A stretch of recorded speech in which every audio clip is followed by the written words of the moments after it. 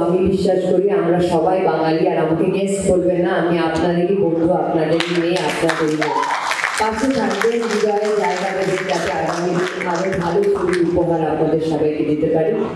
আর এটা আমার ফার্স্ট বাংলাদেশি বাংলাদেশি ছবি ইনকোটস বলতে চাই, কারণ আমি খুবই এক্সাইটেড এই ছবিটা কে নিয়ে, বিকজ আমাদের সবার প্রিয় শাকিব খান রয়েছে সেখানে। আর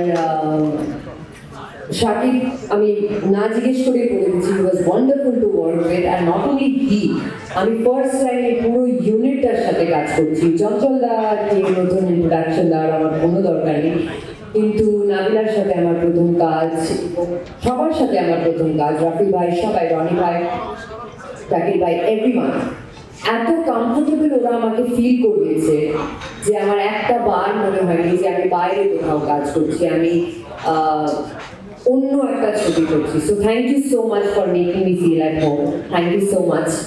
আর আমি জানি বাংলাদেশি মিডিয়ার অ্যাপ্রোচ, রিচ প্রচুর, সো আমি আপনাদের এটাই বলবো যে আমাদের ছবি এত ভালো করে করুন যাতে এটা super duper duper duper blockbuster hit হয়ে যায়, আর ঘরে ঘরে যেন আমাদের ছবির প্রচার হয়, আর সবাই যেন হলে গিয়ে আমাদের ছবি দেয়।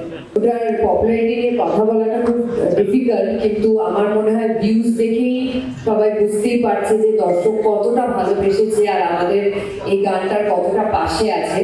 সো আমাদের উড়াধুরা গান শুনে সবার হৃদয় উড়াধুরা হয়ে গেছে, so that is the most important.